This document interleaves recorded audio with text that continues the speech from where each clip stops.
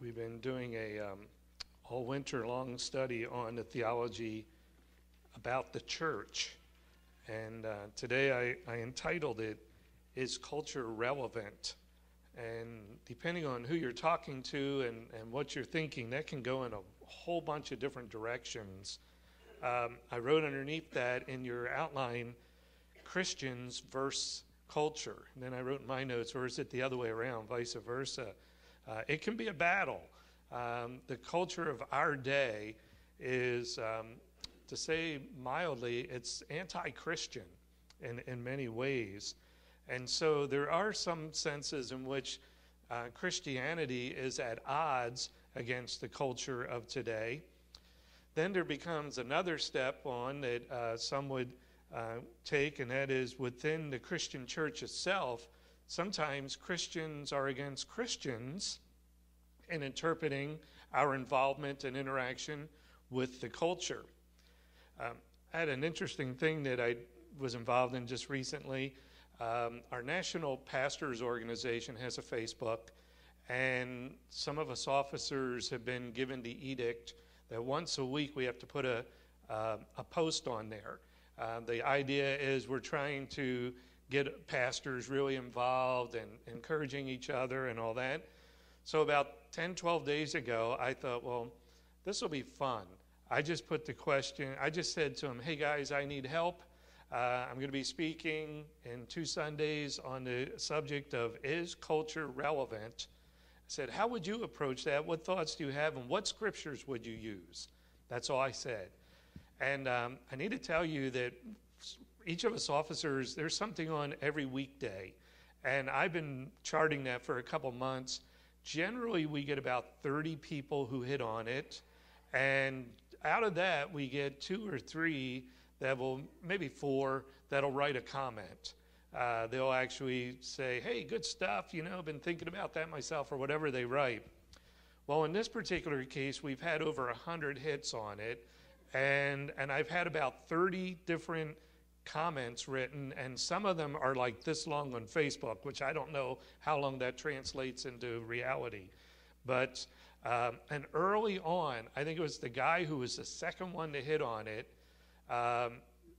demonstrated to me that this was much more of a hotbed than I intended to get into. He was extremely harsh in his comments, and one of his comments, he said some very harsh things about Christianity today, and then he came back on like a minute or 2 later and said, if Jesus was in our churches, he'd be turning over a lot of tables.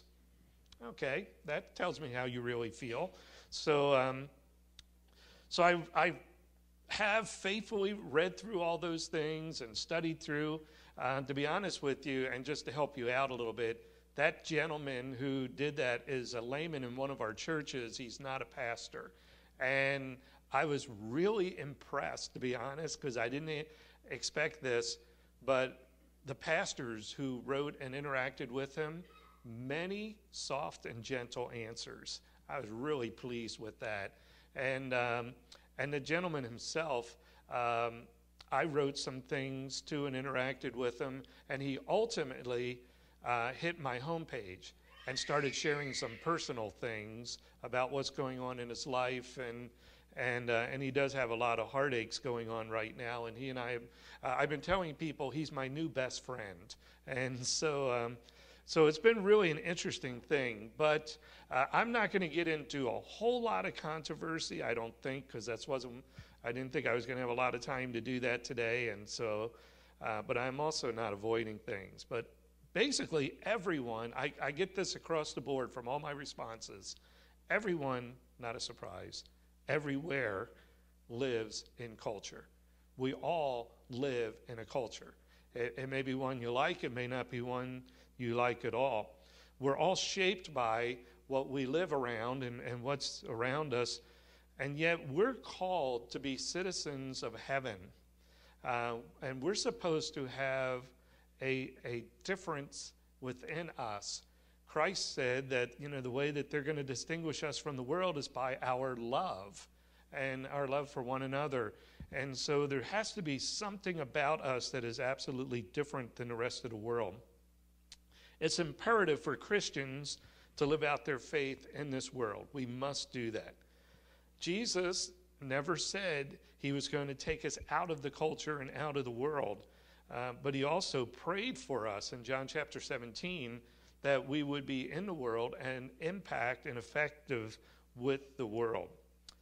So culture is relevant to us because we live in it, we minister in it, but we should somehow be above it and have an impact on it. I'd like to say that I think we should impact culture more than culture impacts us and influences us. It's interesting if you were someone who said, no, this is the way it is, and culture, and nobody would say this, but it's the old, if it's good enough for the Apostle Paul, it's good enough for me. And I think I heard that said a lot about the King James Version, and pretty sure he didn't have the King James Version. But the gospel itself was given initially in the first century, 2,000 years ago, to Jews. And it's really hard for me to say, well, that's my culture. I don't speak Greek or Aramaic, and I don't live in Palestine, and I have a few more things, and I'm not Jewish as far as I know. And it's been communicated all around the world to people everywhere in a way that becomes relevant to them so that they can understand in their own language and in their own context that Christ died for them. Among some of the people who responded, I thought it was noteworthy, just a couple. Dr. Randy Smith is renowned for his Bible teaching. He spent years in Israel teaching at a university there. He is fluent in all the languages, and he's a very, very great man, very close friend of mine as well. And he wrote back, and he wrote a lot of stuff to me. And he said, if I try to reach Arabs with the same message and method as I try to reach the Jewish community, it simply would not work. I must be culturally relevant, but teach the timeless truth from God's holy word. Then he said something else that I found really interesting. He said, it always interests me, Dr. Smith, that Paul knew both Hebrew and Greek, but quoted his verses from the better known Greek version, Septuagint, rather than from the more accurate Hebrew one. And the only thing I can gather from his conclusion there is that Paul saw it more important to connect with the people and to communicate truth to them as they could grasp it in their own context using Greek as opposed to using the Old Testament Hebrew. Another gentleman who wrote, Bill Cadu, is a missionary to England with Encompass. And I thought, well, that'll be interesting to see how he looks at it, because England's not that different than us, but a missionary would, and I think he represents what other missionaries would say. He said, to me, it's all about finding the way that any group of people will best understand the love of God that he has for them. We want to make him known in a sensitive way that they can understand and experience him. Those two men minister in other cultures, and they grapple with that concept all the time, and I think they communicated very well on that. However, there are debates as to how much should we mimic modern culture. We want them impressed by God, not so much impressed with us. How do we make the gospel relevant to our culture without changing the message of the gospel? Here's something that I've learned, and I think it is true. People are asking today, and this is unsaved people, are asking today, not if Christianity is true, but is it real? Does it make a difference to me? Does it make a difference to you? If it doesn't change you and you say that you're Christian and you hang out at the church place all the time and it doesn't change your life, then it's not real. And I don't need it if that's the case. I'm pretty happy and fine in and of myself. It's really, that speaks to a world that is influenced more by experiences than by truth, but that's the culture of our country today. That's who they are. The work of gospelizing, that's a new word I just made up. It's in your bulletin. I told Beverly, don't use spell check. It's not a word. I made it up, but it's real, honest. I want it in there. The work of gospelizing our world is up to each and every one of us to love in such a way that we make the cross of Christ powerful, a powerful reality that is understood and desired by other people. There's a bunch of verses I'm going to flash at you.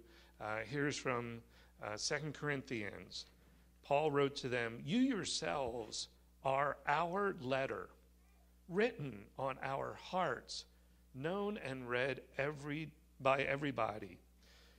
You show that you are a letter from Christ, the result of our ministry, written not with ink, but with the Spirit of the living God, not on tablets of stone, but on tablets of human hearts." And I know the context that Paul was speaking specifically to the Corinthians and how they show that they've been good disciples of his ministry and doing the right things. But I think the concept of the fact that we are a letter from God to our world, to our culture, communicating how real he is. You demonstrate every single minute of your life how real the resurrection of Jesus Christ is to you, how important it is to you by the way that you live your life. And other people read it all the time. They read your life to see just how true and how real Christianity is, if it is to you. And by that, then they'll investigate a little bit further. Your life should draw people toward Jesus. Now, I understand there's a problem when you say that, because Paul wrote prior to that in his first letter that for the message of the cross is foolishness to those who are perishing, but to us who are being saved, it's the power of God. And I understand the fact that the unsaved person, when you talk about Jesus on a cross, and you talk about somebody taking your place, and you talk about those kinds of things that God has communicated, it doesn't make sense. They don't understand how you can get something for nothing. It's got to cost me something. I got to do something to earn this. It makes no sense, because in all the rest of our world, that's the way things are. You don't get anything for nothing. But we can explain that. It's a foolishness. And yet for you, you somehow comprehend it. It makes great sense to you. It has impacted your life, and you understand that Christ made a payment that you could not pay, that his love and his grace is so overwhelming, and that he just had to do this. He wants to have a fellowship with you. Somehow your heart's ignited, and then the big difference is the Spirit of God. The Spirit of God has spoken to your heart and made your heart available and willing to understand and to believe the message. I think Satan plants a natural barrier, a natural hatred in us for things that are spiritual. We're just naturally, the human being is naturally opposed to those kinds of things. And without the Spirit of God, you're not going to respond to that. So we cannot be cool enough to make the gospel acceptable. I can do our Rittman Grace shake video, and I have a funny feeling that's not going to attract very many more people to the gospel or to our ministries. We need to try our very best to communicate the cross and what it means to people personally. I remember when I was in school studying that one of our speakers, I have no clue who that was back then, made the comment that if you can convince someone that they are lost, then they will beg you for the way to be saved. And I had that written down to say that, and then I decided I'm going to write next to it usually. Because I don't know if that's always true, but you would hope it is. You would hope that if people understood their lost condition, that the next thing they would say, what can I do about that? They need to understand the cross of Jesus Christ. God is the ultimate contextualizer. The Word became flesh and made his dwelling among us. We have seen his glory, the glory of the one and only who came from the Father, full of grace and truth. God looked at our condition and our situation, and he came to dwell among us. God became a man so that he could reveal himself to us, so we could see that he is truth and grace and glory. Jesus, in his high priestly prayer, said, sanctify them by truth. Your word is truth. As you sent me into the world, I have sent them into the world. For them I sanctify myself, that they too may be truly sanctified. Sanctified, of course, means set apart. Christ sent us into the world to make a difference, to reach people. And our place is in the world, carrying the holiness of Jesus Christ, not just the hipness of Jesus Christ. Warren Wiersbe said, we should be insulated from the world, not isolated from the world. And he's right. We're part of this, but we should have a spiritual bubble around us that we influence them way more than they influence us. The Apostle Paul was talking to the Thessalonian believers and made the conclusion that others were telling Paul that they tell how you turn to God from idols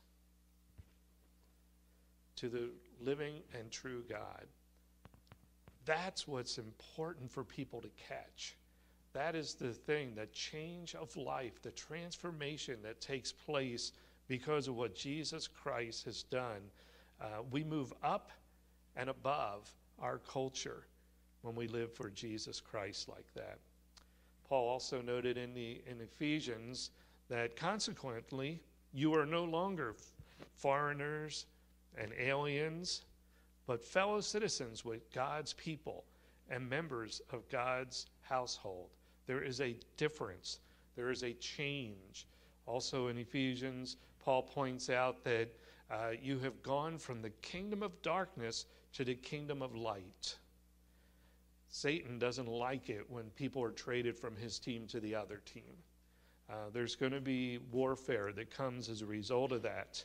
But there should be some difference in our hearts and in our lives. Peter says, dear friends, I urge you as aliens and strangers in the world. Did you see that's been used a couple times by Paul and Peter?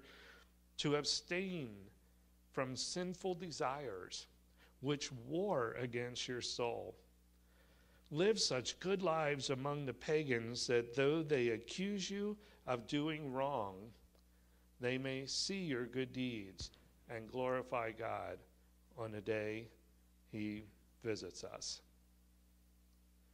There's such a war inside of us. Sin is such a tremendous battle for all of us to deal with. It's hard. Christ died for it, yes, and we have victory and forgiveness from it. Indeed we do. But it still fights within us and tempts us to go back to the old ways of what used to be and not what we should be doing. We want to influence and impact our world, and we have to have some victory over sin. We need to live good lives. And I've always liked the verse in Romans chapter 12, verse 18 that says, as much as possible, for as much as it depends upon you, to live in peace with everyone. That's what we try to do as believers. We try to live a life that is attractive to other people so that they can be drawn to Jesus Christ. And so that even when when sin battles within our hearts and when others attack us and Satan attacks us, that there's no justification for a cause to be brought against our lives. My new best friend wrote at length at one point, telling what he thought everybody should do as a Christian to influence the world. And he started it by saying one thing. And I thought, well, that's interesting. And he went on to give, I'd say about 2-3 pages of one things. But it all came down to this one sentence. I took this, it was his first sentence, so I thought I could take it. He said, if I could tell you one thing to reach the places where you live, it would be to knit yourself so tightly in the community where you live that you are involved, and then he had in giant capital letters, that you're involved in everything. And then he went on to document what all those everythings he had, from coaching sports to planting flowers and all kinds of things in between. I think he's right.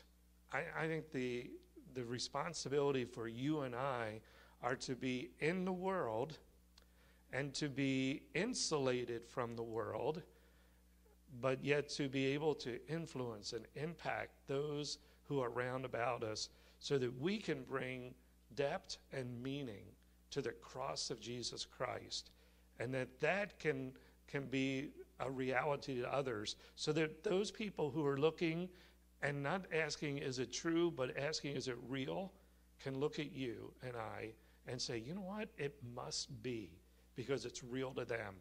And then they'll have that taste and that thirst and hopefully long for more of a knowledge. Let's have prayer together. Father, thank you so much for your grace that you have for us. Thank you for the Word of God to guide us and lead us. And there's so much more that can be said about this, but Lord, we need to live out our faith and our trust in you. You have so boldly lived for us and died for us. And we need to communicate to a world around us that Jesus Christ is real. We know he is, and we live as though he is. Lord, I pray that you would just move in our hearts and our lives, and that you would give us the opportunities to demonstrate the reality of your grace in the days to come. And may Jesus Christ be lifted and exalted because of it. In his name we pray. Amen.